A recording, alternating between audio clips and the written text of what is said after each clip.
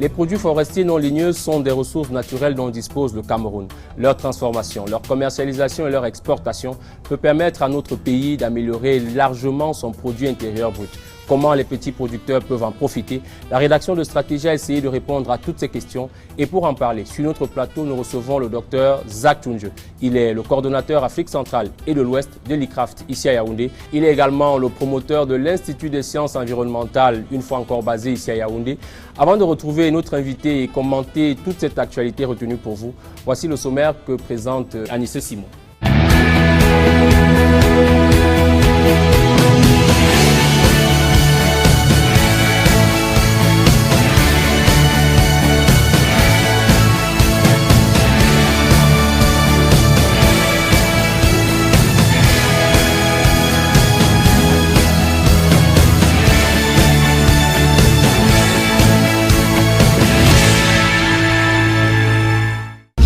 Réalisez vos objectifs en regardant Stratégie avec CAC International. CAC International, nous construisons l'Afrique de demain. Issue d'une grande famille, cette étoile est née pour briller très tôt. Talentueuse et ancrée dans son époque, elle passe une riche adolescence mouvementée. Dotée d'une voix caressante qu'elle n'a cessé de parfaire, elle fait le bonheur de ses auditeurs. Face à l'épreuve, elle a fait de son fardeau un cadeau du ciel. Passionnée et ambitieuse, son savoir-faire l'a emmenée au-delà de son pays natal. Aujourd'hui, directrice de sa propre société de production, elle a la voix qu'on aime entendre. Elle est la master, Laura Dave. Et lui, l'endurance, la passion, et vous ferez une place au soleil. Stèle longuement brassée pour une maturité parfaite. Au sommet du magazine de l'économie actuelle, nous vous invitons à prendre place au grand festin des saveurs culinaires tropicales. 2 ingrédients principaux pour des recettes qui ont su séduire les fins gourmets ici comme ailleurs. Nos reporters vont vous conduire dans la forêt du sud Cameroun à la recherche de l'amande de mangue sauvage connue sous l'appellation de Ndo. Une demande sans cesse croissante pour une exploitation toujours anarchique. Vous saurez également tout sur la cueillette et la commercialisation des feuilles de l'ocoque, l'un des légumes les plus consommés au Cameroun. Stratégie a fait le voyage des plantations jusqu'à l'exportation de ces feuilles vers des destinations africaines. Comme dessert, nous vous proposons un reportage énergétique au cœur de la concession de l'entreprise Eneo.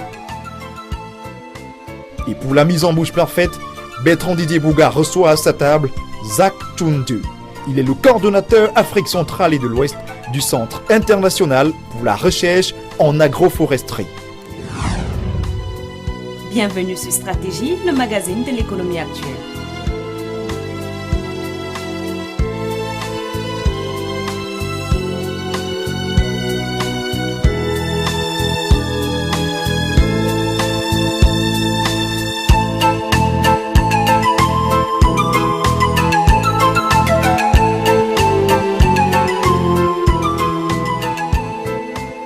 Dr Zach Tunje est notre invité pour cette édition de Stratégie. Dr Zach Tunje, bonjour. Bonjour Didier. Bonjour. Merci et bienvenue. Merci beaucoup.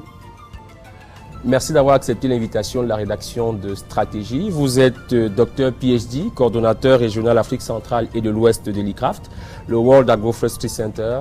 Comment se porte l'ICRAFT en ce moment? Vous êtes situé à Bastos à Yaoundé.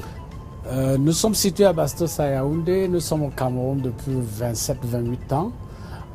Nous travaillons avec les ministères de tutelle tels que la recherche scientifique et de l'innovation, les ministères de l'environnement et des forêts, les MINADER, pour améliorer les conditions de vie de nos populations en milieu rural. Nous faisons de l'agroforesterie. Et vous faites également de la recherche et de la formation, puisque vous êtes fondateur de l'Institut des sciences environnementales, situé lui en Colbison. Quel est l'objectif, Dr Zach Tunje, à travers cet institut de formation? L'Institut supérieur des sciences environnementales a été créé depuis plus de 5 ans. Il fonctionne très bien avec 2 niveaux. Une admission en licence. Pour 3 ans, on obtient la licence dès qu'on a le bac. Et le niveau master qui dure 2 ans après la licence avec des possibilités de formation pour le PhD.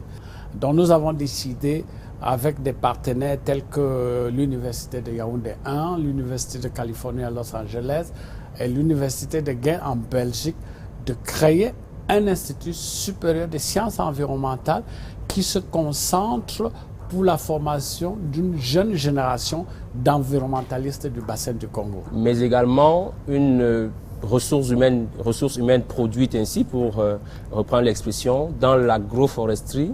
Absolument. Vous parlez de l'agroforesterie, c'est excellent. On ne peut rien faire aujourd'hui sans parler de l'agroforesterie.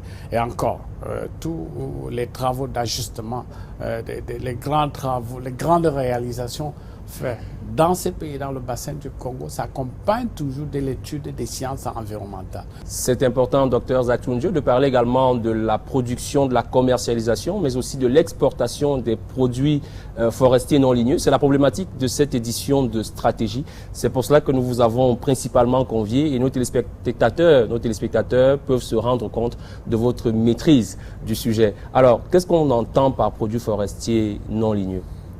Écoutez, Didier, pour le faire plus simple, le produit forestier non ligneux, c'est tout ce qui est dans la forêt qui n'est pas bois.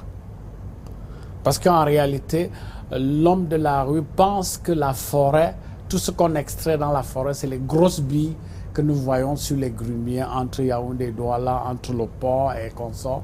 Mais en dehors du bois, il y a autre chose. J'aurais l'Ivengia gabonensis qu'on appelle Andok. Ondor. C'est très important. Vous avez le Nietom africanum qu'on appelle héros ou coq. Vous avez l'écola, le bitacola qui est très très important pour nous. Les colas qui sont importants pour la culture des Africains. Vous avez le Njansan, l'Orcinodendron, qui est très important. Vous avez la Lablanquia, Florobunda. Ça, c'est un arbre typique de la côte ouest africaine, surtout particulièrement au Cameroun, mais dont l'huile est très riche en acide stéréique. Et l'acide stéréique est très recherché dans les industries alimentaires. Donc c'est très important. L'ICRAF et les partenaires travaillent sur les produits forestiers non ligneux depuis une vingtaine d'années au Cameroun. Nous avons mis au point le programme de domestication parce qu'en réalité, la problématique c'est quoi? Je vais vous dire. Allez-y, docteur. Quand, au lendemain des indépendances, on nous a considérés comme des champs de production des commodités de rente. Cacao, café, EVA, coton, à la limite l'arachide, mais nous consommons l'arachide. Toutes ces commodités que j'ai citées ne font pas partie de notre régime alimentaire. Quand aujourd'hui vous levez, Didier, vous prenez une tasse de café, je ne pense pas que dans les villages c'est ce que nous faisions. Du tout. C'est une adaptation de notre système alimentaire, de notre système de vie. Mais sinon, généralement dans les villages, au lendemain, avant d'aller au champ, on se servait du reste des repas de la veille qu'on réchauffait et ça tenait lieu de café. Et quand vous prenez le cacao, beaucoup de producteurs de cacao, je voudrais vous le dire, 90% peuvent passer une année sans manger une plaquette de cacao. La grande question, pourquoi devons-nous passer toute notre vie à concentrer et notre temps et notre énergie à ces cultures de rente dont nous ne maîtrisons pas la chaîne de valeur? Merci, Dr Zatunjo, pour toutes ces explications. Et on va permettre à nos téléspectateurs de découvrir, donc, ou de revoir, pour ceux qui connaissent déjà, par exemple, le Ndor, comment il est produit, comment il est commercialisé, mais en tout cas, de voir ce produit forestier non ligneux. C'est Estelle Nyangono et Brice Fotso qui sont allés voir les productrices, les cultivateurs du Ndor et nous ramènent ici un reportage que vous allez, je l'espère, déguster.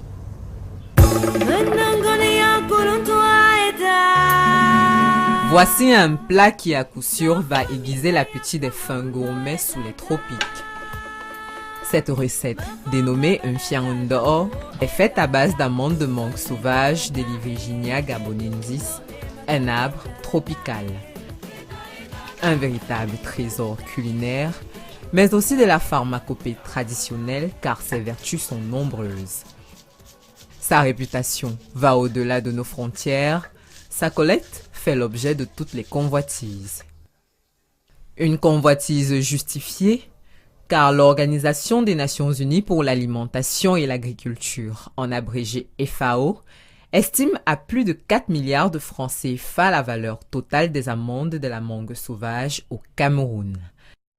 Quel est donc ce fruit magique qui mobilise tant et fait vivre des familles entières? Comment le produit-on? Quelles en sont les vertus? L'équipe de stratégie est allée mener l'enquête Anne de l'Esseux à la découverte du Ndor, le doux chocolat qui vient du sud Cameroun.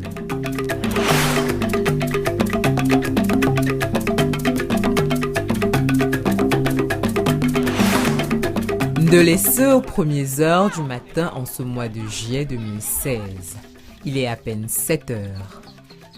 Dans ce petit village de l'arrondissement du Djaé-Lobo dans le sud Cameroun, à 50 km environ de Yaoundé, la vie commence tôt. Adèle, qu'accompagne ses enfants, s'engouffre dans la forêt. Depuis le début de la saison des pluies en mai, c'est devenu un rituel. Tous les jours, dès l'aurore, la petite famille se met en route. L'objectif de la journée est clair. Collecter le maximum possible de ce qui est considéré ici comme un précieux sésame, la mangue sauvage. Dans ce petit village tranquille, cette activité fait partie intégrante des habitudes et du mode de vie. Pour les habitants, c'est une véritable manne offerte gratuitement par la forêt. Tu sens le fruit, parce que les fruits sont parfois en dessous des feuilles. Donc, il faut éparpiller ça.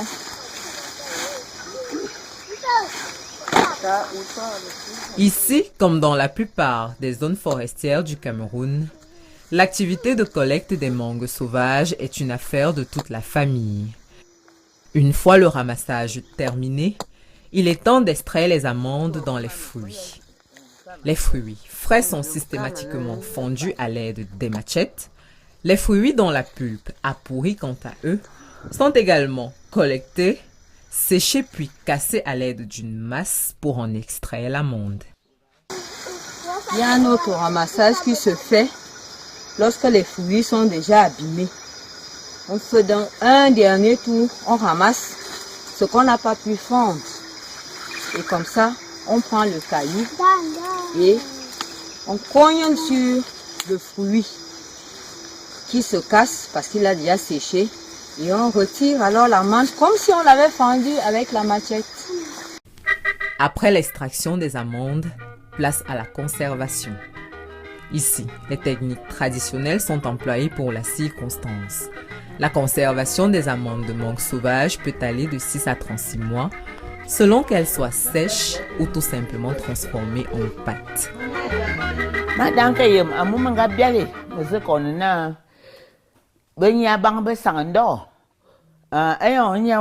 Quand je suis née, mes parents menaient déjà l'activité de collecte de l'amande sauvage. Ma mère m'y a initié. On les séchait sur une étagère au-dessus du feu, au lieu de les sécher au soleil comme on le fait aujourd'hui. Si la collecte s'avère fructueuse, l'on conservait une partie des amandes et l'autre partie était transformée en pâte. Comme ma mère avait beaucoup d'enfants, la pâte des amandes de mangue sauvage était distribuée entre mes frères et moi.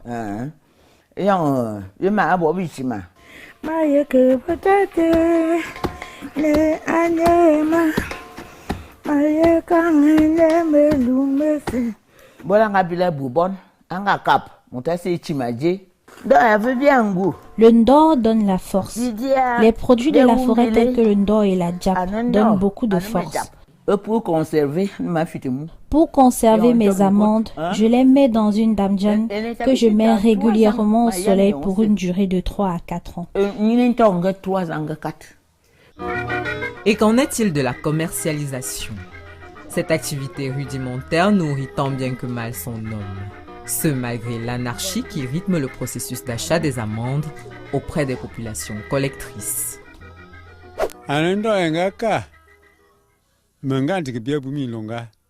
Depuis que la saison de collecte a commencé, je n'ai pas eu beaucoup de seaux, juste 4 vendus à 2500 chacun. Je vends mes amandes aux vendeurs à la criée et chacun a son prix d'achat. La vente d'une d'or m'a permis de me soigner, d'acheter le nécessaire pour ma maison et de financer les activités de mes enfants. Soucieux de nous imprégner du processus de commercialisation des amandes de mangue sauvage, nous quittons le Djaelobo pour nous rendre dans la Mbila, plus précisément à Ebolova, capitale régionale du Sud Cameroun.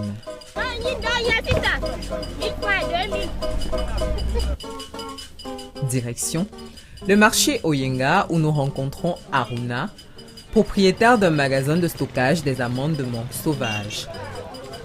Ses affaires vont plutôt bien. Le commerçant s'approvisionne auprès des villageois.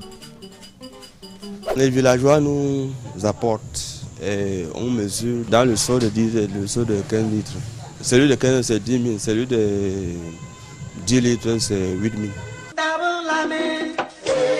Du haut de leur taille gigantesque pouvant culminer jusqu'à 50 mètres de hauteur pour 2 mètres de diamètre, l'Iviginia gabonensis impose de par sa présence.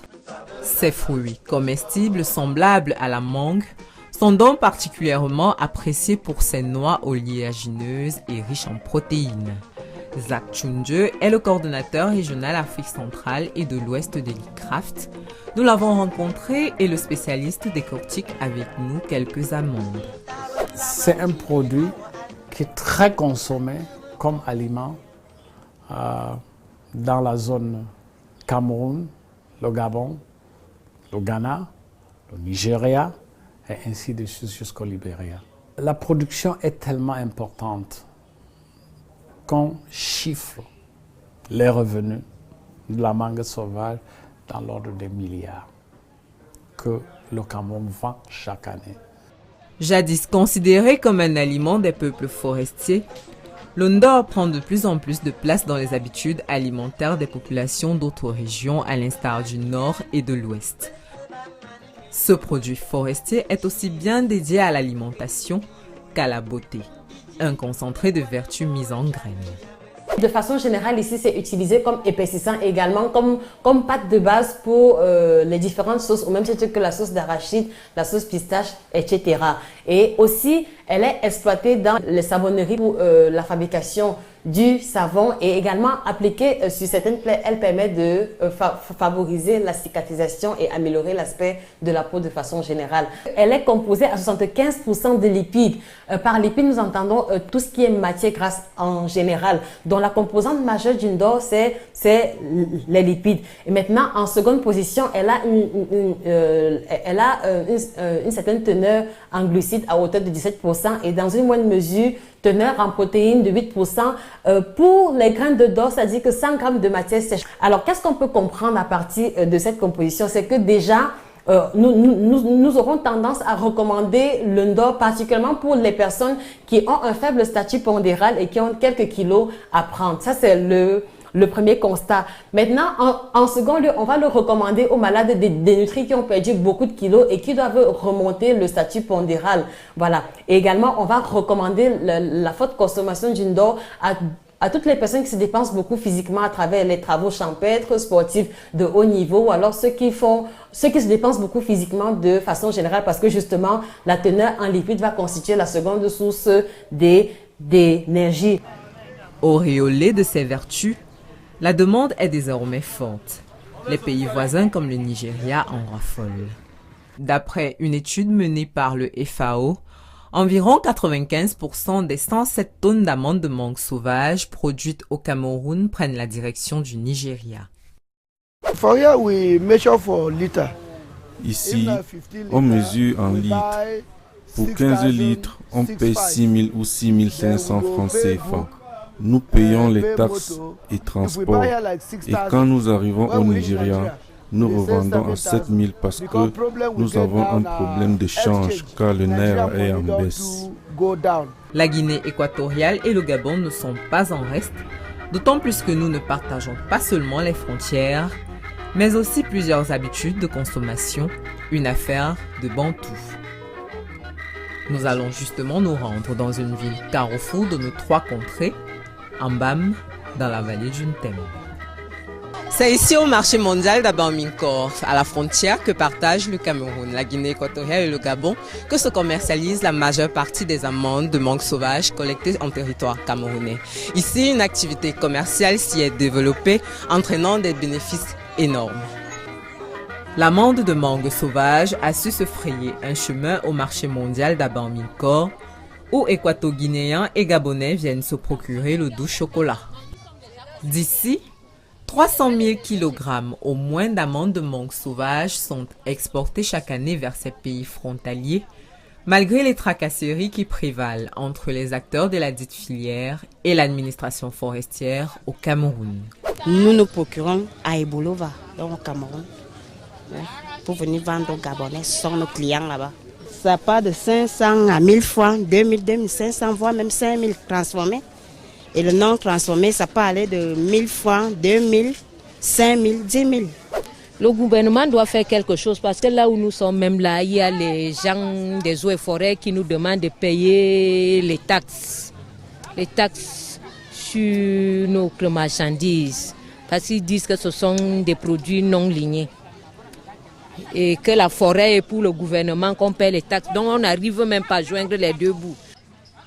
Pour Zach Chunje, les contrôles effectués par l'administration forestière sont légitimes car il s'agit là d'un produit forestier ayant une capacité de régénération totale par voie naturelle. Le forestier qui contrôle les produits forestiers non ligneux sont autorisés par la loi de 1994 qui régit la gestion des ressources forestières. Et cette loi dit en filigrane, je vais essayer de coter la loi, tout arbre qui n'est pas planté par la main de l'homme appartient à l'État. C'est une ressource naturelle. Au même titre que l'or, le fer, et que le diamant, que le sous-sol peut contenir. Donc, pour que vous jouissiez du privilège de votre arbre, il faut établir la paternité de cet arbre. Dire que c'est moi qui l'ai planté, donc c'est mon arbre.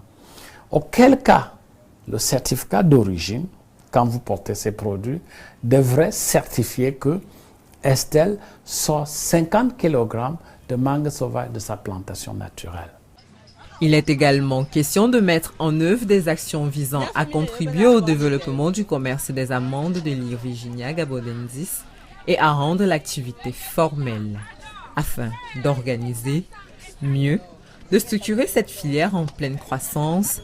Des solutions sont émises.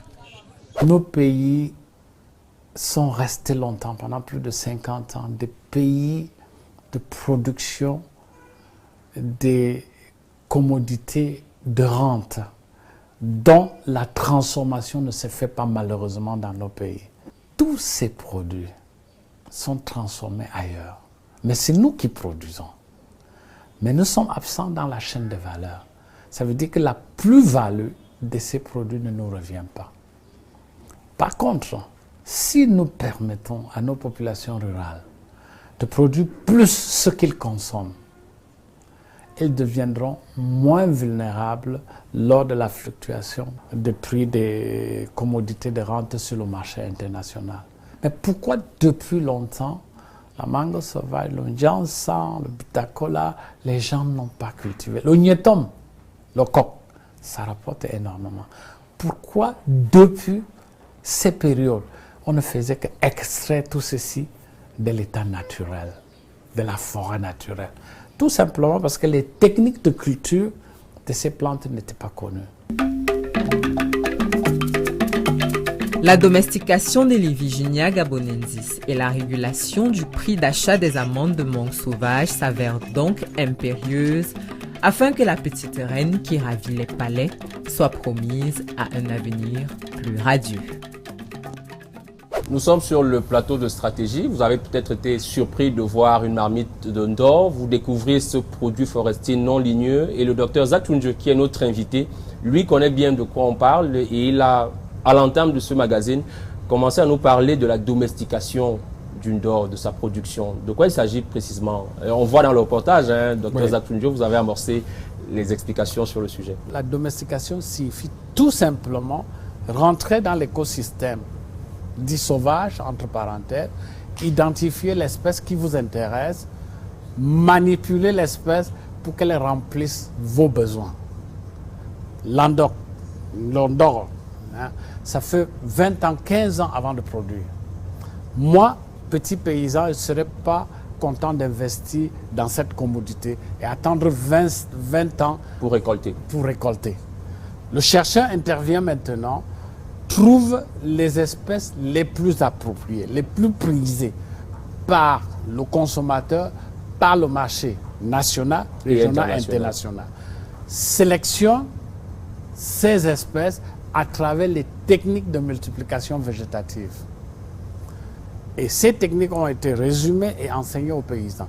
Dès que ces espèces sont sélectionnées, on les plante au champ. En 3-4 ans, ça commence à produire les fruits vrais, identiques à la sélection de départ. Ça, c'est l'amélioration génétique et qui, aujourd'hui, est vulgarisée, simplifiée et ventilée dans les populations locales pour qu'elles se prennent en charge. Donc, quand cette domestication est réussie, vous pouvez avoir dans votre jardin de cases un dor qui, au bout de 3-4 ans, produit. Reste la question de l'encadrement légal sur la paternité des arbres, parce que les cultivateurs, producteurs payent des taxes légales, cela est dit, mais visiblement, ça devient une tracasserie. Est-ce qu'il n'y a pas une solution? Mais d'abord, expliquez-nous pourquoi est-ce que les arbres n'appartiennent pas directement à ceux qui en font l'exploitation? Écoutez, il y a une loi, la loi de 1994, qui régule les produits forestiers non ligneux et qui gère aussi les ressources naturelles de notre pays, pas seulement au Cameroun, dans tout le bassin du Congo. Et cette loi est très claire dans son article 1. Tout arbre qui n'est pas planté par la main de l'homme appartient à l'État. C'est une ressource naturelle comme l'or, l'ivoire et consorts. Et tout ce qu'on appelle les produits forestiers non ligneux, ils ont un permis spécial qui est délivré par le ministère des Forêts. Et ce permis spécial, c'est moyennant une taxe. Mais aujourd'hui que le programme de domestication se développe, il nous revient, et je voudrais préciser que la loi de 1994 est en cours de révision. Et ce que nous avons proposé aux législateurs, c'est de reconnaître la paternité d'un arbre que vous auriez planté. Ce qui n'était pas présent dans la loi de 1994.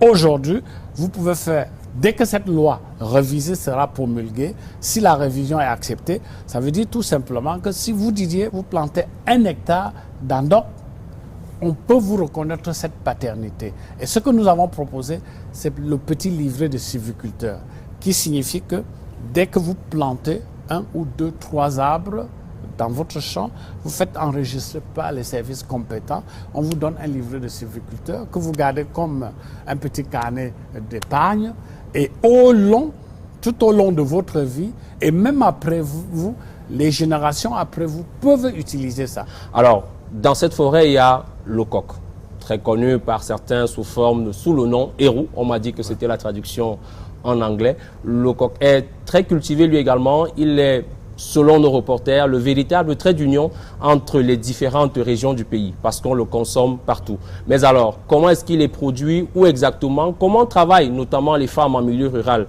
sur la production de l'eau-coq? Nous restons à table pour attendre ce reportage que nous ramènent cette fois Christelle Ngalleux et Brice Fosso. Ils l'ont bien baptisé de la fourche à la fourchette. Une fois encore, bonne dégustation. Regardons ce reportage. Yaoundé, quartier Vogada, lieu-dit Carrefour Pakita. Un midi du mois de novembre 2016. C'est l'heure de passer à table. Dans ce coin populaire à forte occupation nigériane, voici un restaurant très connu dont le menu fait la réputation. Difficile à ce moment de la journée de s'y faire une place. Le restaurant est bondé de clients. La vedette ici, c'est le plat principal. On y mange le héros. Le légume s'offre à déguster de plusieurs manières. La tradition ici veut qu'il s'accompagne de watafufu ou du couscous de tapioca. Quand je viens généralement ici, je commande un plat de héros. Ça dépend du montant, il y a 600 à 1000 francs. Bon, ça dépend du jour, la forme. Si je suis en forme, je peux manger pour 1000 francs comme aujourd'hui. Du coup, je dis le héros, c'est un peu spécial et c'est bon. Ici comme là, c'est quasiment le même scénario. La spécialité est très prisée dans plusieurs restaurants de fortune à Yaoundé et pas seulement. Le héros a acquis une notoriété certaine au banquet des fins gourmets locaux. Elle résulte au finish d'un mélange entre deux légumes, l'okok et le watalif. L'okok en constitue l'ingrédient principal. La liane sauvage est devenue un trésor prisé en Afrique centrale et dans le bassin du Congo. Le Nietum africanus de son nom scientifique, appelé héros dans les parties anglophones du Cameroun et au Okok dans le sud, centre et est, a su se faire une place sur bien de tables. Sa commercialisation est une source de revenus non négligeable pour beaucoup. D'où provient cette plante si prisée? Comment est-elle produite? Et quelles en sont les vertus? Pour le savoir, il nous a fallu faire le tour de quelques villages de la région du centre.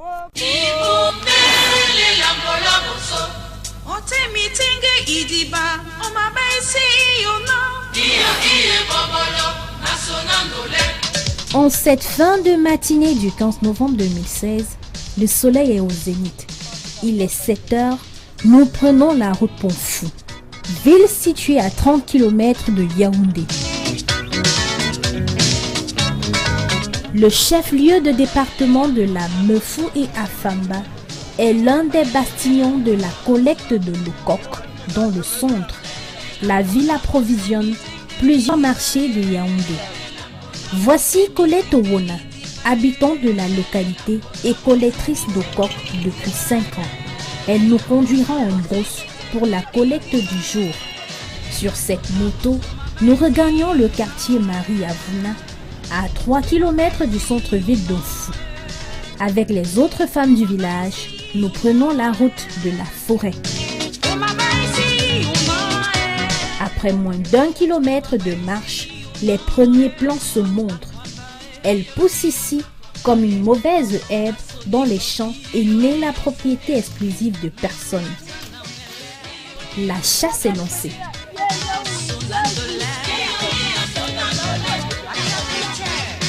Madame Akonon est originaire de la localité. C'est l'une des doyennes de la collecte de l'Okok dans ce village. Elle cumule à peu près 10 ans d'expérience dans l'activité. Tu peux faire 2 km 3 pour trouver le coq. Le coq, ce n'est pas comme le manioc.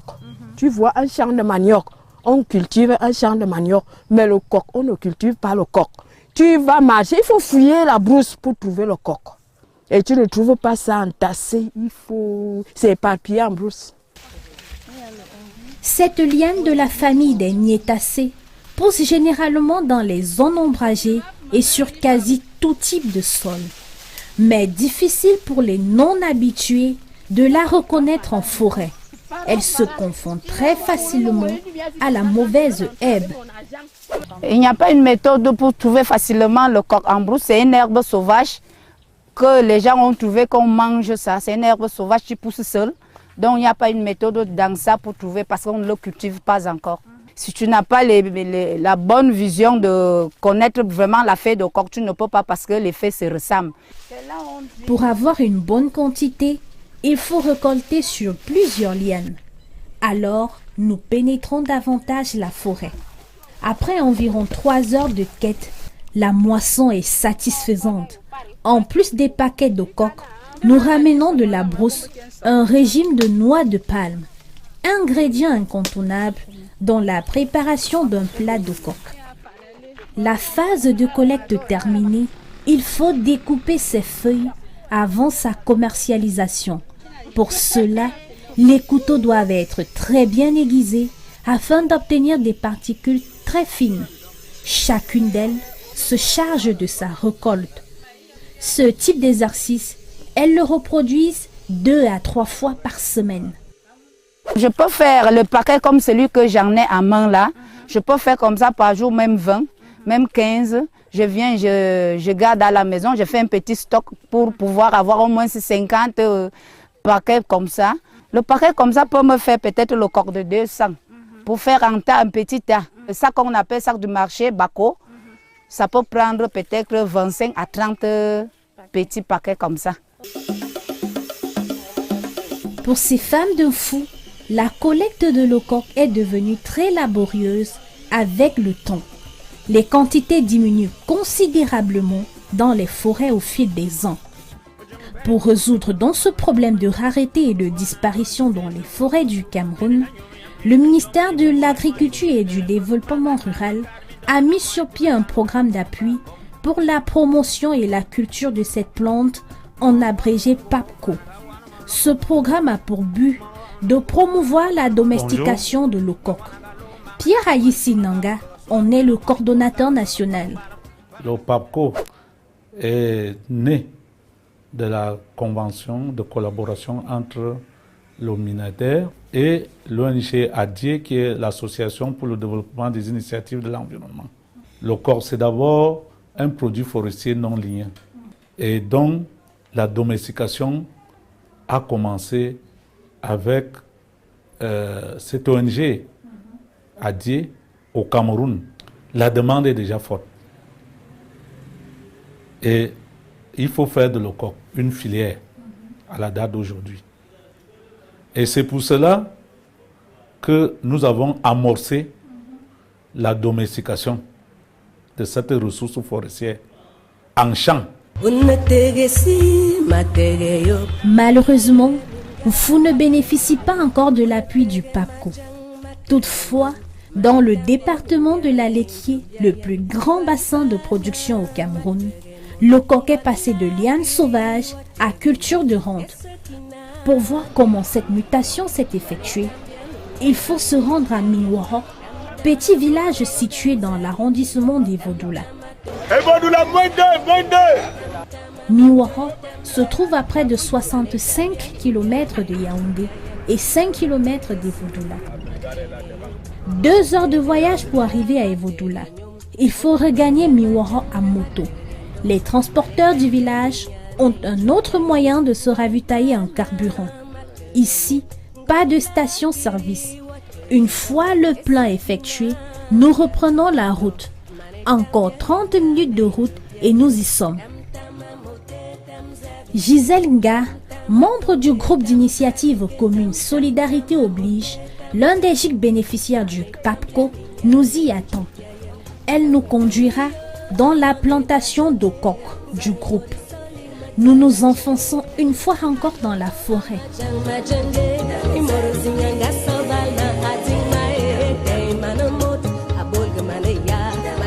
Au bout de 5 km de marche, nous arrivons enfin. L'accueil est chaleureux et festif.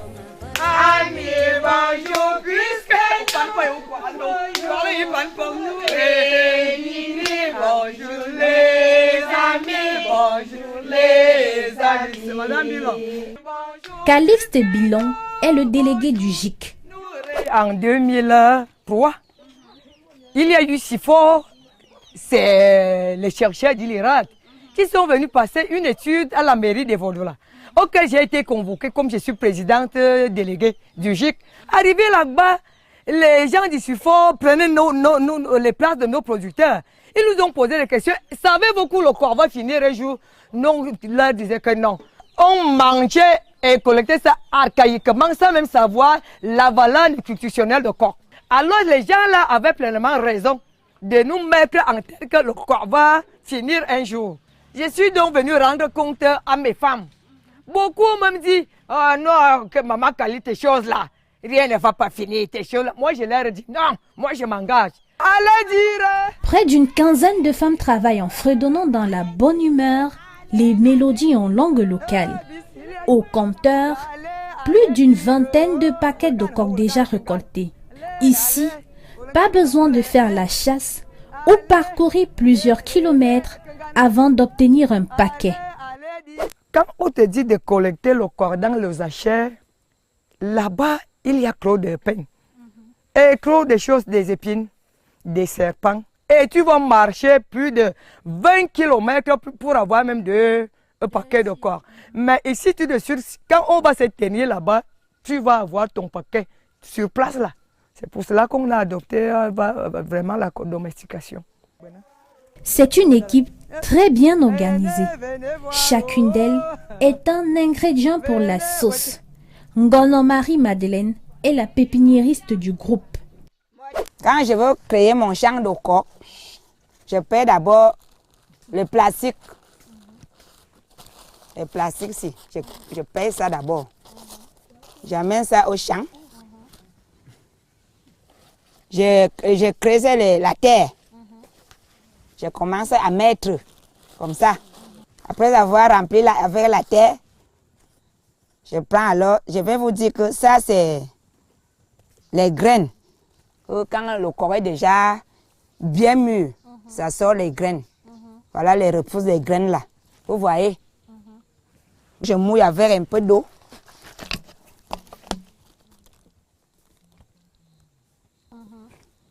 Je mets alors dedans. Je ferme bien. Après l'obtention de la pépinière, il faut la mettre en sol. Cela nécessite une méthode. Je vais d'abord vous montrer comment on fait la creusement.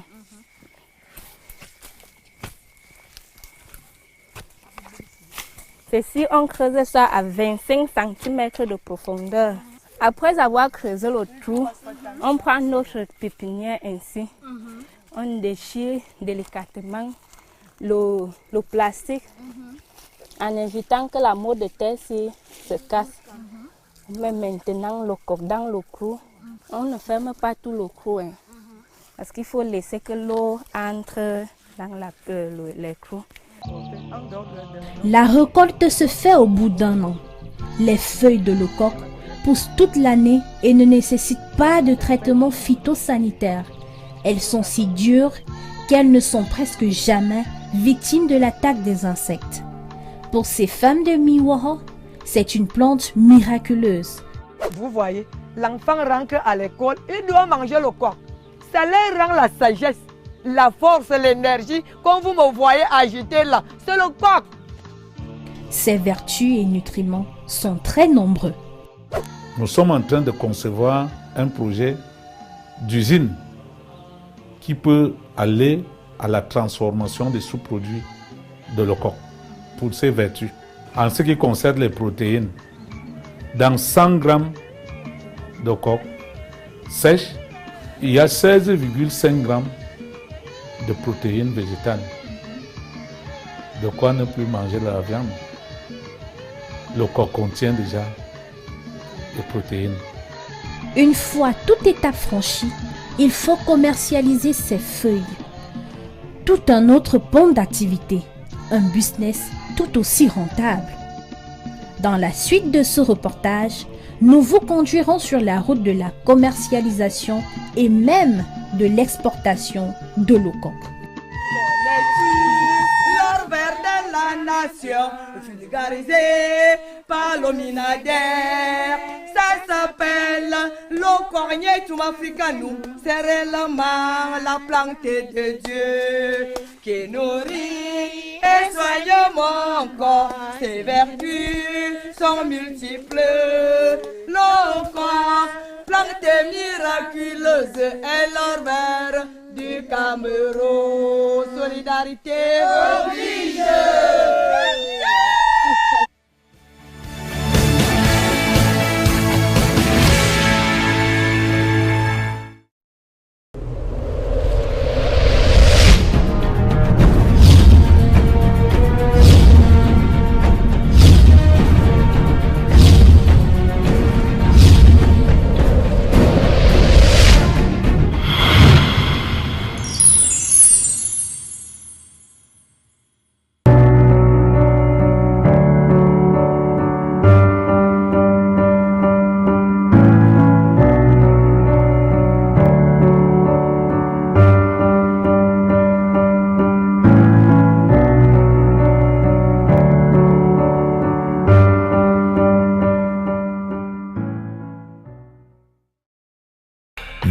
voilà dans le confort, il a quitté ses repères afin de continuer ses études au Canada. Diplômé des meilleures écoles de ce pays, il a fait de l'indépendance financière son credo. À travers les continents et dans son Cameroun bien-aimé, son esprit d'entreprise n'a jamais failli. Presque sans le sou, il crée Mountain Communication, un succès qui fait de lui le précurseur des événements After Work au Cameroun. Aujourd'hui incontournable dans le domaine du marketing direct, il poursuit sa vision. Arrivé au sommet et y demeurer, c'est un master. Il s'appelle Yannick Tanqueux. Ne renonçons jamais à nos rêves. Notre Afrique a besoin de nous. Amstel, longuement brassé pour une maturité parfaite.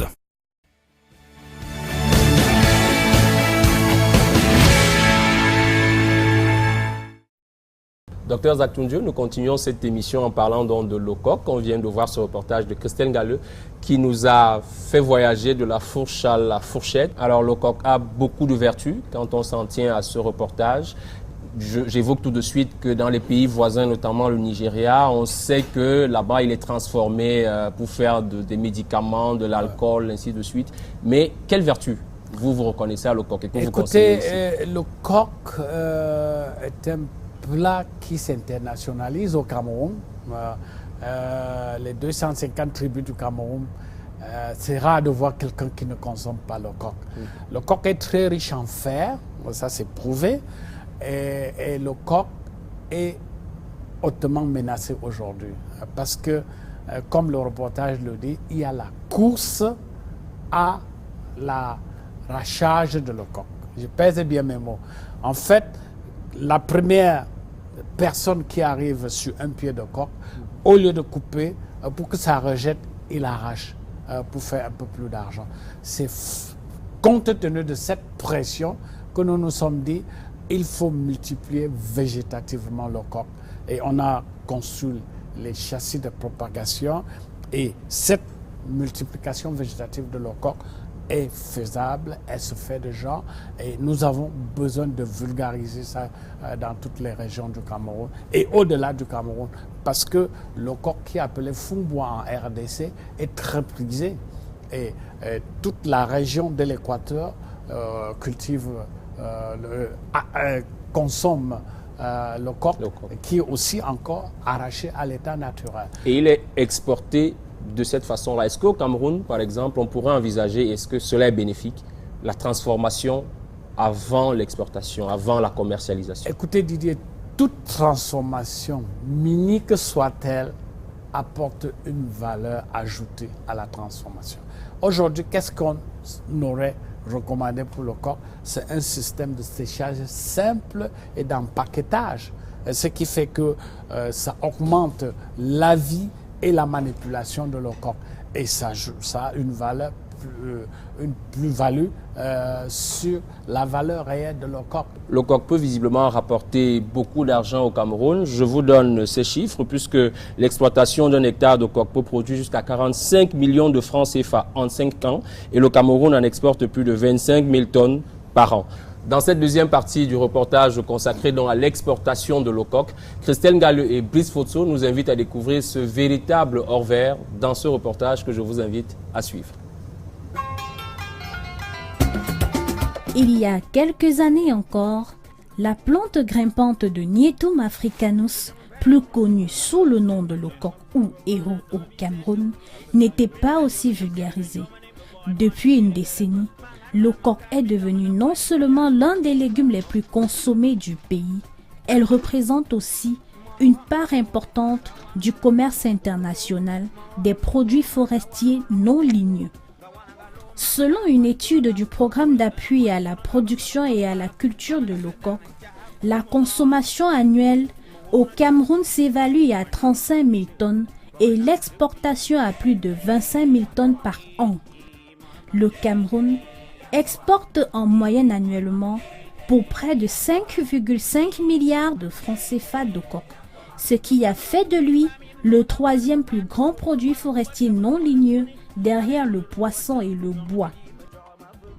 Quel est donc son itinéraire de la culture jusqu'à l'exportation? Est-ce véritablement une culture de rente? Comment les acteurs engagés dans sa culture et sa commercialisation s'organisent-ils? et quelles sont les difficultés rencontrées, nous reprenons la route. Maboti, Koki, Folere, Mafé, Aloka, Banda, Héros. Nous avons fait le périple pour découvrir la liane produisant les feuilles de coque et comment elles se cultivent. Et si nous faisons le compte d'exploitation sur 1 hectare de terrain? Quand il faut 10 000 plants, il faut encore 10 000 tuteurs. Il faut 10 000 tuteurs. Et si on prend par exemple un seul tuteur au bout d'une année, te donne 1 kilo. Et nous sommes à 10 000. Ça fait combien? Ça fait 10 000 kilos. Et si vous vendez le kilo en 1 000 francs, on est à combien? Vous voyez que nous sommes à 10 millions. Il peut produire plus que ça. On récolte le coq 3 fois l'an. Mais moi, j'ai pris seulement le premier cycle. Donc, on peut donc avoir 10 millions. Bon, fois 3, on est à 30 millions. Sur 1 hectare d'étendue. Et si on enlève les charges, si le plan est par exemple à 350, vous voyez déjà sur 1 hectare, vous dépensez 3,5 millions. Et si vous ajoutez la main-d'œuvre et tout ce qui peut se passer, les constructions, vous ajoutez 1 million là. Vous êtes à 4,5 millions. Ce que vous avez donc en main comme bénéfice, c'est 5 500 000. Et ça, ce n'est que sur une année. Maintenant, pour savoir combien cela peut produire au bout de 5 ans, nous procédons à un simple calcul. Nous allons prendre en compte l'achat de la pépinière qui s'effectue qu'une seule fois. Donc, nous ajoutons aux 5,5 millions de bénéfices annuels 3,5 millions préalablement prélevés pour l'achat des pépinières. Le gain à partir de la 2e année d'exploitation est de 9 millions de francs CFA. Maintenant, nous multiplions ce montant par 5. Le résultat est hallucinant. En 5 ans, l'exploitation d'1 hectare de coque peut produire environ 45 millions de francs. Une véritable mine d'or.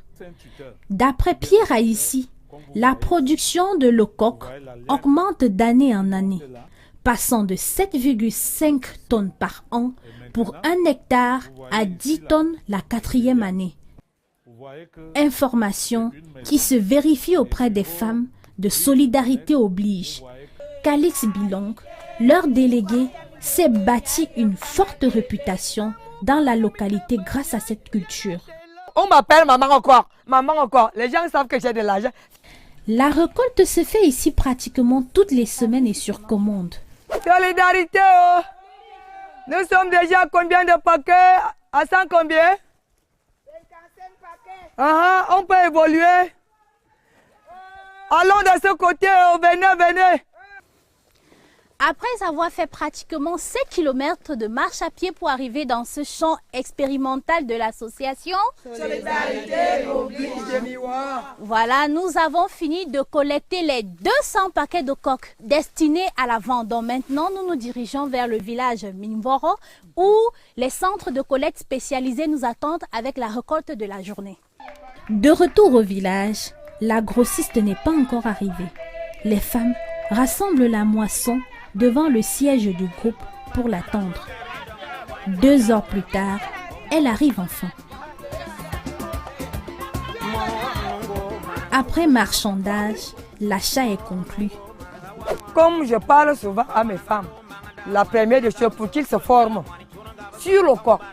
Et rien ne se fait pas sans formation.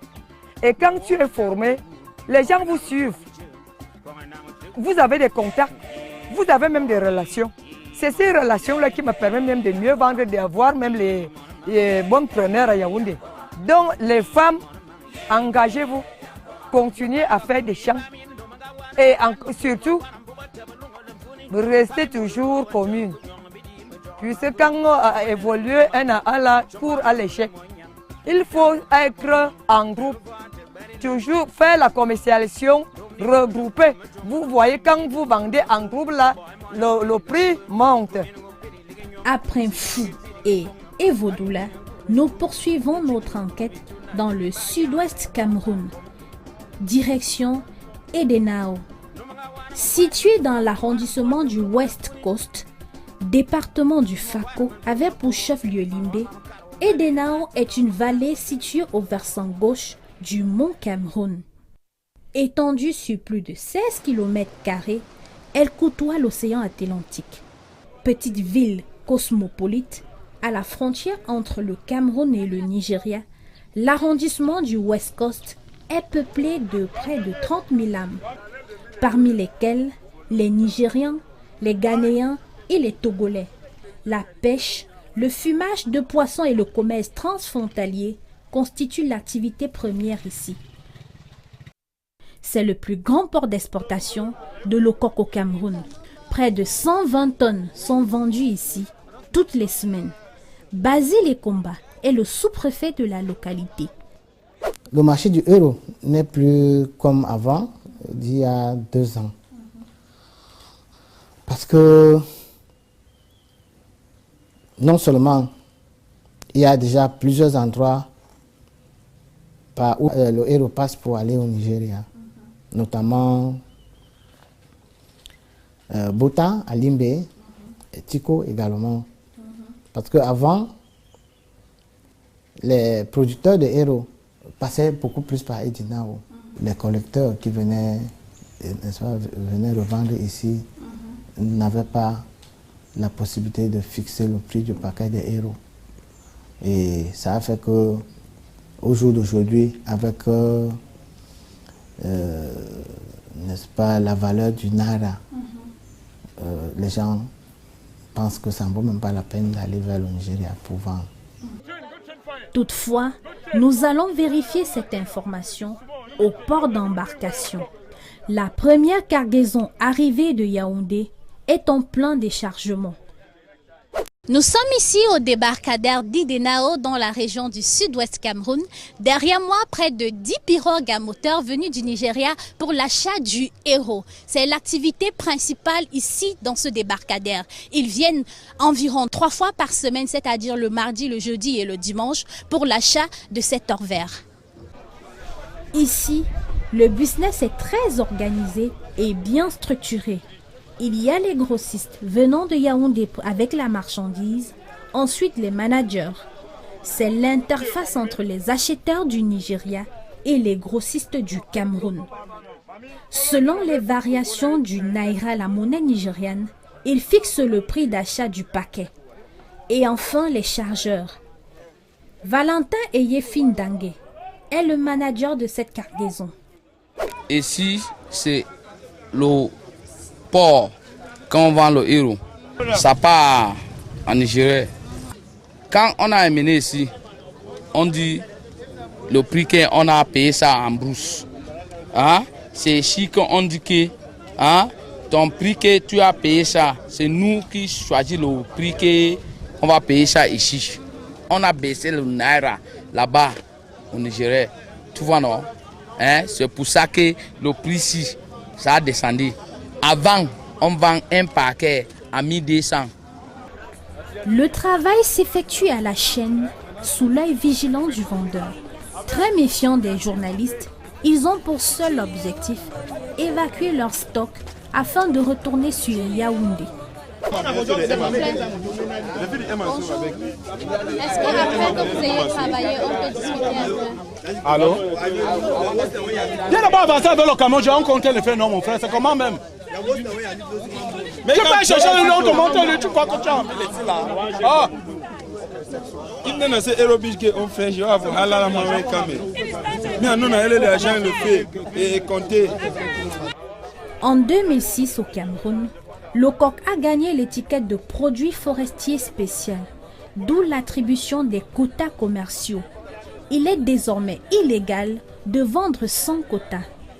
Certains grossistes rencontrés à Yaoundé et même ici à Edenao nous révèlent que ces quotas ont été alloués pour la plupart à des entreprises et des particuliers rarement impliqués dans le développement de la chaîne de valeur.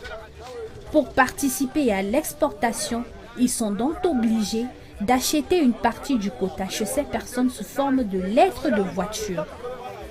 Ce qui fait du trajet Yaoundé-Edenao un véritable parcours du combattant. Amboni Magdalene exporte le coq ici depuis environ 10 ans. C'est le premier taxe de... Regarde, match. This one is l'amont des matchs. Le premier taxe, on a payé 700 000. Bon, le deuxième taxe, on a payé 800 000. Bon, j'ai déjà payé les troisième taxes. Les troisième taxes, octobre, j'ai payé 100 000. Bon, regarde beaucoup l'argent on paye dans le taxe. Ça va entrer même 4 millions même. Dans le taxe là, il y a des papiers là, on paye. On appelle ça lettre de voiture. Donc on paye beaucoup l'argent. Ce n'est pas bon, on paye comme ça. Bon, le policier, les routiers en route, ils prennent, ils dirigent. Jusqu'à Yaoundé vient ici, peut-être c'est 13 contrôles de routiers, 13 contrôles de police. Calculer 3 000 dans un. Il y a les places là, ils prennent 5 000 même. On peut même 100 000 quelque chose en route. Quand tu ne donnes pas, il arrête les voitures, il demande les papiers de chauffer. Le héros là, ça chauffe dans la voiture. Bon, quand il diront comme ça, tout donne l'argent là, c'est bon, tout vient vite vendre. Entre les tracasseries policières, la chute du Naira et les managers très rusés, les exportateurs menacent de stopper le business. On a dit, semaine venue, on ne peut pas venir encore, quand ça ne change pas. Quand on vient ici, les Camerounais font le travail là, c'est le Camerounais qui fait le prix avec le Nigérien. Quand je viens ici, moi je ne parle pas avec le Nigérien là, c'est le Camerounais là qui travaille ici. Après, quand on vend le paquet à 1000 francs, le Camerounais prend 100 francs. Dans 1000 paquets là, il a mis 100 000 dans sa pousse. Bon, on souffre trop. C'est comme ça on va stopper le marché là. Les Nigériens viennent, on traite avec.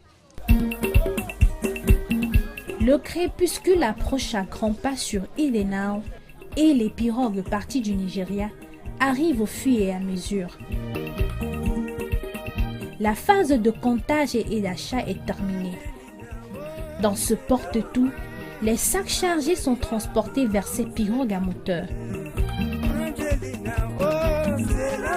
Ils prennent ensuite le large pour le Nigeria.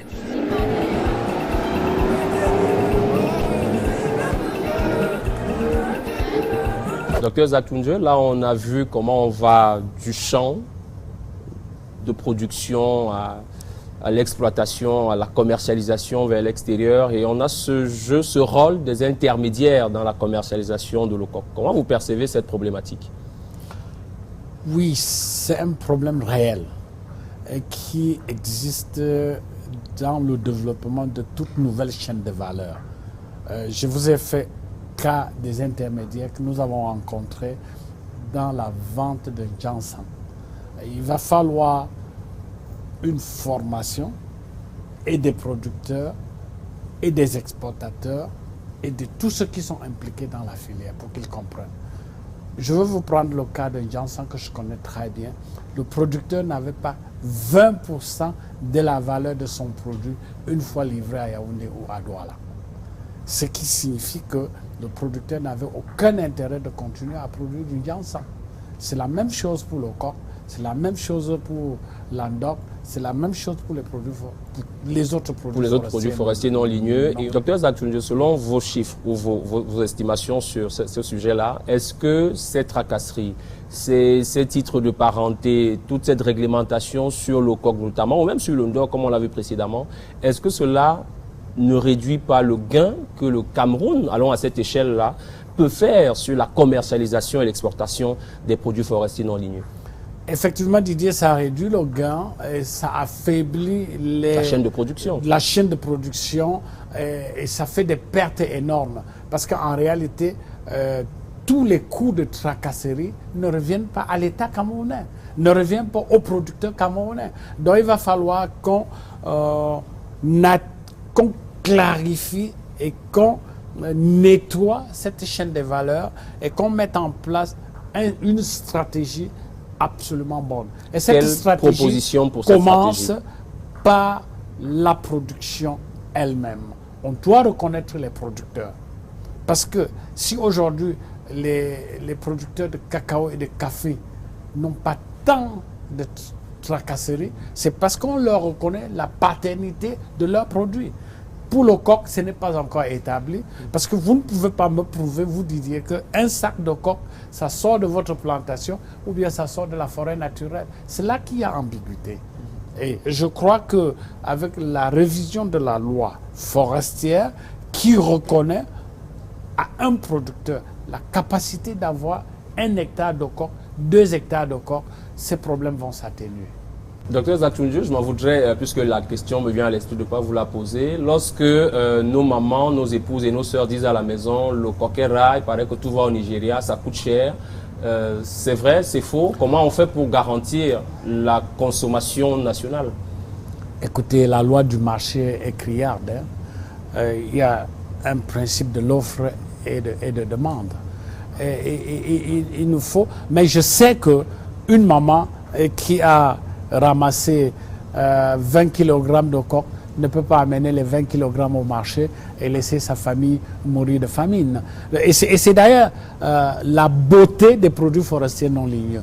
On consomme avant de vendre le surplus. Docteur Zatunju, merci vraiment pour tous ces éclairages sur la production, la commercialisation et même l'exportation des produits forestiers non ligneux. Nous ne vous laissons pas partir, nous continuons cette émission qui va vers sa fin en évoquant un sujet qui vous intéresse certainement en tant que consommateur, c'est l'électricité au Cameroun. Quelle est votre relation avec Eneo? Très belle question. Je vis avec et sans. Et l'indicateur que j'ai sous la main maintenant, c'est que j'ai un générateur au bureau qui se déclenche 2-3 fois par jour. J'imagine qu'avec le temps, la fréquence de déclenchement va diminuer. Nous espérons aussi, docteur Zatunju, que ça s'améliore avec ces négociations relancées entre le gouvernement et Eneo en vue de revoir la concession de cette entreprise distributrice d'électricité au Cameroun. Aujourd'hui, il y a de nouveaux acteurs, notamment Sonatrel, EDC, qui vont entrer en jeu. Retour sur les contours de cette négociation, sur le contexte, mais également les enjeux, dans ce reportage que signe Jean-Vincent Chénéon. Tu fais oui, je sais, non, je sais. Mais je sais. Ça, tu n'as pas bien lu ça. C'est 40 heures. 40, c'est beaucoup. C'est 40. Viens voir encore. Toi, tu as mal vu, hein. C'est pas 4, c'est 40. Fournir une énergie fiable et un service de qualité aux clients sont les engagements pris par Eneo quand il y a 2 ans, son actionnaire principal, Actis, le fonds d'investissement britannique, a pris la place de l'américain AES comme nouveau concessionnaire de l'électricité au Cameroun. Pour remplir ce contrat, Actis a investi plus de 48 milliards de francs CFA, dont plus de la moitié, dans un programme visant à renouveler, réhabiliter, renforcer et étendre les ouvrages de transport et de distribution d'énergie. À titre d'exemple, on peut relever la mise en service d'un transformateur de grande puissance au poste d'Oyomaban, ouvrage central dans le système d'approvisionnement en électricité de Yaoundé, ainsi que des régions du centre et du sud. Ce plan concerne déjà les postes de distribution, où on va augmenter leur capacité, créer des nouveaux départs dans les postes de distribution. Ça va aussi concerner des actions sur les poteaux bois. Dans les villes de Yaoundé et Douala, nous allons dans un premier temps commencer à remplacer systématiquement les poteaux bois par des poteaux métalliques ou des poteaux en béton. Et ensuite, donc, on va étendre ce programme-là dans le reste du pays. Donc, ce sera des actions sur les postes sources, donc qui aura des effets sur les transformateurs, décharger les transformateurs et sur les poteaux bois qui sont les problèmes principaux qu'on a qui créent donc la non-fourniture d'électricité, ce que vous appelez généralement le délestage. Le portefeuille de Neo, c'est-à-dire en termes d'ouvrages, ce sont des ouvrages que c'est l'État qui les a créés avec des fonds publics. Et donc après, il a pris ce portefeuille, il l'a concédé. C'était d'abord le Senel AES Corp. Ensuite, l'autre qui a vendu, donc on a changé juste le nom. Donc, ils utilisent des ouvrages qui ont été construits par l'État.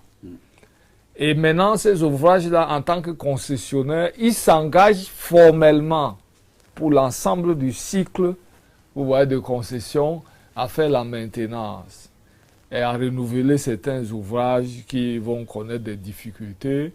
et à faire donc en sorte qu'ils se rémunèrent, c'est-à-dire que leurs concessions, ils ont un retour sur investissement, tout en faisant tout ce travail d'entretien, de maintenance et de renouvellement. Suite à ces premiers investissements, les indicateurs de performance d'Eneo se sont nettement améliorés. En 2 ans, l'entreprise a réalisé plus de 170 000 nouveaux branchements de clients particuliers et industriels. La durée des coupures a diminué de 15%.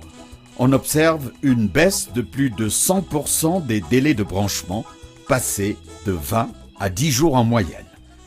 Sur ces entrefaites, Eneo a soumis au gouvernement un plan d'affaires s'étalant jusqu'en 2031 qui indique son intention d'investir près de 900 milliards de francs CFA.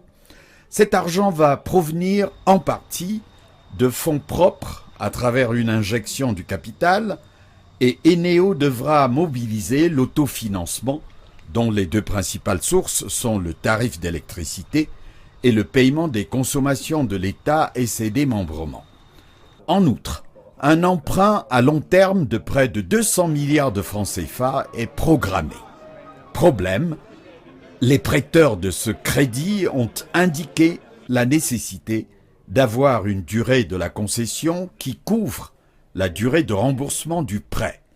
D'où la demande faite au gouvernement par Eneo d'engager tout de suite la négociation sur le renouvellement de la concession.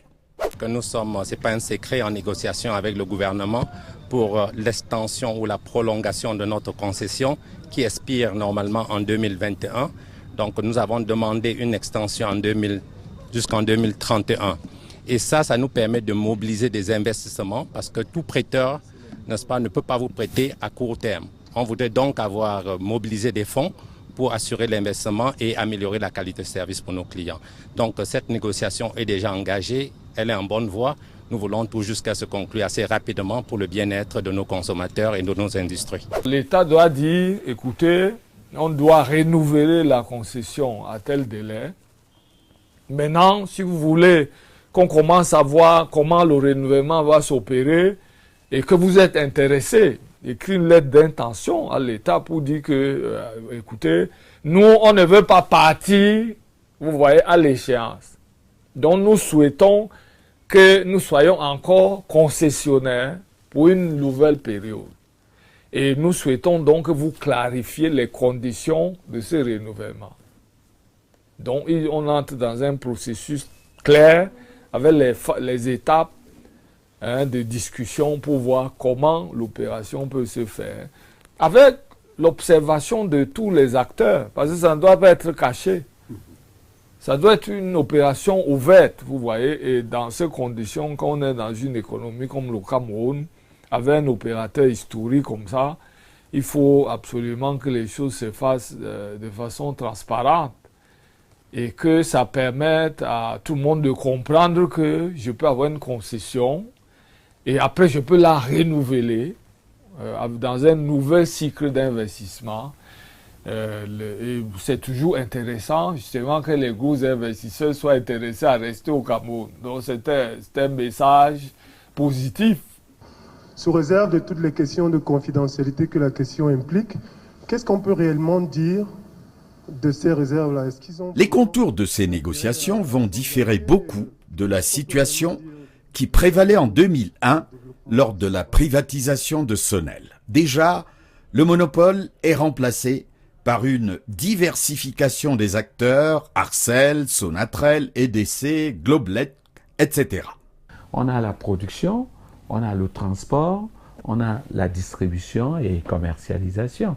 Au jour d'aujourd'hui, ce qu'on veut, c'est que la production soit un créneau où plusieurs personnes rentrent et chacun produit avec ses tarifs. Ça crée des conditions d'un marché où on sait, on peut à tout moment demander à un tel ou un tel autre quelle est son offre de production. Et puis, on a une gestion des flux qui permet donc de savoir qu'à tel moment, on a besoin de telle quantité d'électricité. On va appeler la production du producteur 1, du producteur 2 jusqu'au producteur Tartampion. Et puis, à tel autre moment, on n'a peut-être pas besoin de ça. Ça crée les conditions d'un marché et il y a une personne unique qui transporte pour tous les producteurs, ce qui les met dans des conditions équitables. Et chaque producteur, en fait, a son acheteur via le système de transport qui est unique.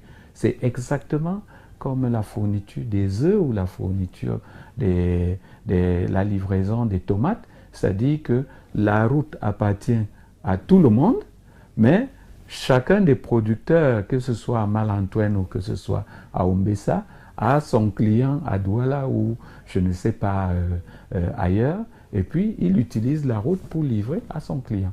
Voilà, le système est un système simple, en tout cas pour le régulateur, c'est un système qu'il a toujours su gérer de façon intégrée, et tout ce qui va arriver au régulateur, ce sera de séparer certaines parties de l'opération arithmétique.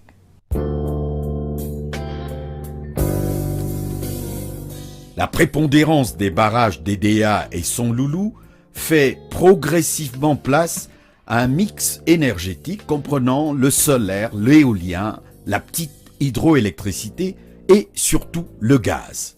C'est une décision qui a été prise il y a longtemps, à l'époque où on relançait la planification du secteur électrique, de mettre en place un mix énergétique avec 70% d'hydro, 30% de gaz. À l'époque, on parlait moins d'énergie renouvelable.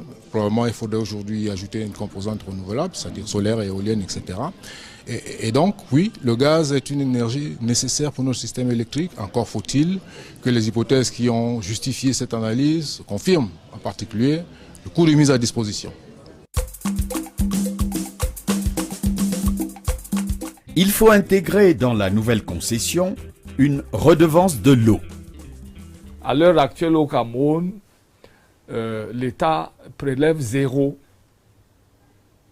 sur les redevances hydrauliques, c'est-à-dire que nos ressources hydrauliques sont utilisées, on peut dire, de façon gratuite.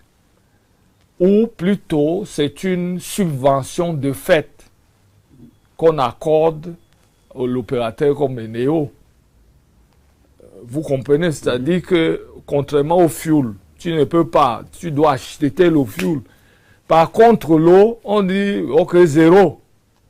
Le 0 là, ça veut dire que les ressources hydrauliques qui appartiennent à l'État et à la collectivité, on te les donne sans facturer. Donc, de fait, on subventionne ton activité. Normalement, tu devais transmettre cette subvention aux consommateurs, c'est-à-dire en réduisant les prix. La concession doit veiller à ce que les tarifs reflètent les coûts dans un secteur traditionnellement déficitaire.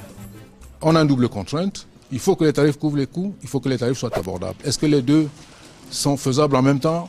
La réponse est oui. Dans le pays où nous sommes, compte tenu des ressources dont dispose notre pays, l'hydroélectricité, on en a parlé, le gaz, mais même d'autres sources renouvelables, le solaire, l'éolien, etc. Et compte tenu des tendances mondiales de coût des ressources, il n'y a aucune raison de penser que nous ne pourrions pas, en faisant un développement normal, maîtrisé, programmé, en tenant compte de toutes les externalités et de toutes les contraintes, arriver à un tarif qui couvre le coût et en même temps qui soit abordable. Un des défis majeurs du secteur de l'électricité au Cameroun est la planification ainsi que le développement du secteur avec une approche globale et la cohésion de tous les acteurs majeurs. L'État devrait d'abord se doter d'une bonne comptabilité de ses investissements dans le secteur et deuxièmement d'un comité stratégique pour lui permettre de réfléchir et d'anticiper ses comportements et ses attitudes vis-à-vis des multinationales qui entrent dans le secteur de l'électricité. Donc l'État devrait sortir d'une logique de traitement point par point, d'une logique de traitement à la tête de l'investisseur, vers une logique systémique où on sait que chaque fois qu'il y a un acteur qui entre dans le secteur, voici la procédure que l'on déroule. La nécessité de la concertation entre toutes les parties prenantes. C'est un élément important dans un système comme le nôtre où il y a toutes sortes de parties prenantes. Il y a bien sûr les acteurs qui sont là, il y a ceux qui aspirent à entrer dans le système comme acteurs, comme producteurs, comme distributeurs, etc., etc. Il y a les clients, les consommateurs actuels, les futurs, les nouveaux projets, etc. Moi, je pense qu'il faut mettre régulièrement tout ce monde au bout d'une table, informer les gens de ce qui se fait, voir comment ça correspond aux besoins, etc., recueillir les avis des uns et des autres, de manière à, au fil de l'eau, en permanence, améliorer notre plan, s'assurer de sa réalisabilité et de sa réalisation effective, et donc donner l'information pertinente à toutes les parties prenantes. En attendant d'être fixé sur l'avenir de sa concession, Eneo affirme que le système électrique camerounais a des jours meilleurs devant lui et que le client ressentira une amélioration très sensible de la qualité du service dès l'année 2018 si le rythme des investissements est accéléré. Il ressort de son plan d'affaires un cumul de près de 2 millions de branchements à réaliser d'ici 2031, ce qui représente un triplement du nombre de ménages ayant accès à l'électricité. Docteur Zatundieu, vous qui êtes consommateur, mais également chercheur, quelle est l'appréciation que vous faites des problèmes d'énergie au Cameroun et quels espoirs vous fondez en cette négociation qui s'annonce entre Eneo, principal distributeur d'électricité au Cameroun, et le gouvernement? Je voudrais imaginer, Didier, qu'un pays comme le Cameroun, qui manque d'énergie, avec tout le potentiel fluvial que nous avons, est quand même une situation un peu anormale.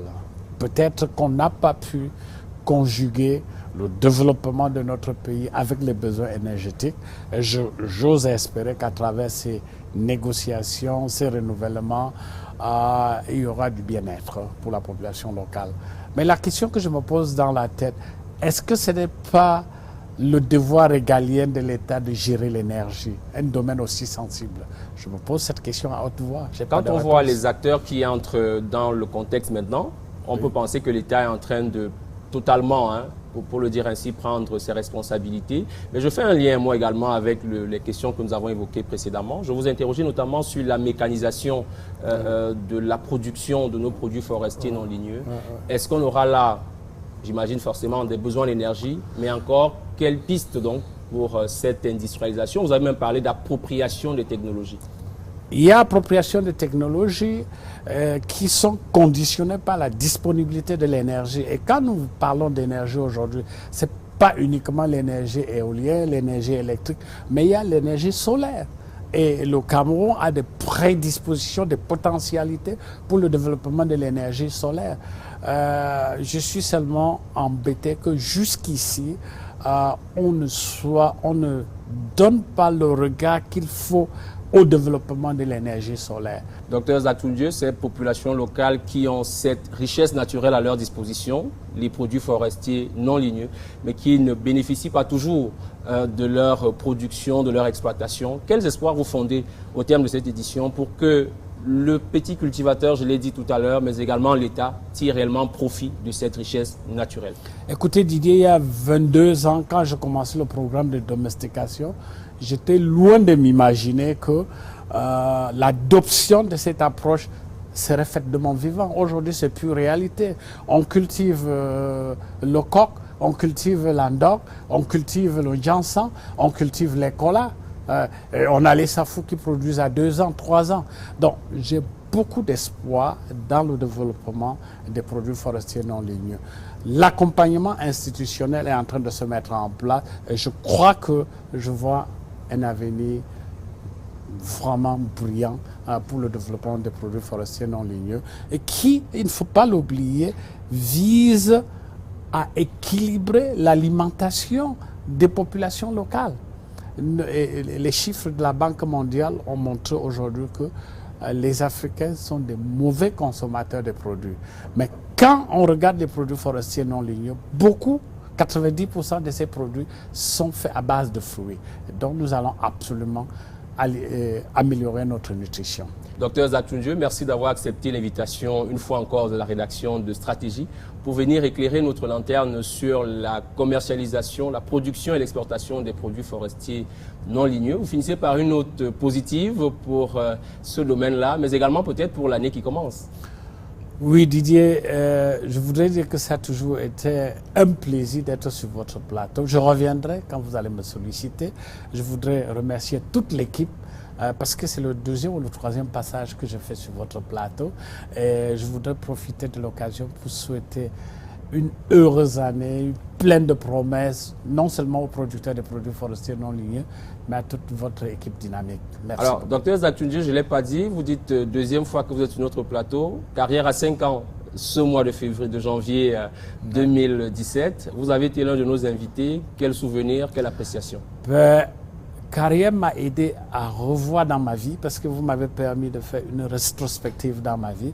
Je crois qu'au 5e anniversaire, j'aurai le privilège de voir une publication de cette carrière encore qui restait un modèle pour mes étudiants, pour mes élèves et tous ceux qui ont regardé l'émission. Mesdames, Messieurs, voilà, c'est terminé pour cette édition de Stratégie. Il ne me reste plus qu'à vous dire merci pour votre fidélité à nous regarder, mais également à vous transmettre les vœux de l'ensemble de la rédaction et de toute l'équipe de production pour 2017. Nous vous souhaitons de réussir dans vos initiatives, de connaître le succès, mais également beaucoup de rire, c'est-à-dire du bonheur pour chacun d'entre vous. À bientôt.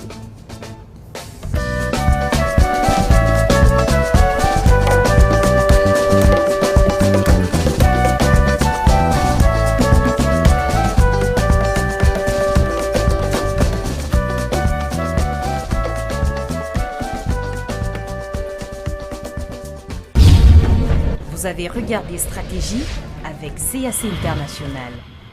CAC International, nous construisons l'Afrique de demain.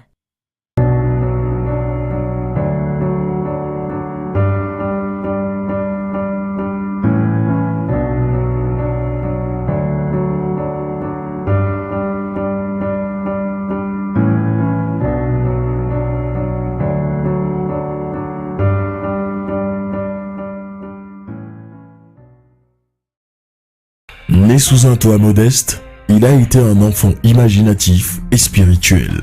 Sa rude formation au petit séminaire a bâti en lui la rigueur et le goût de l'excellence.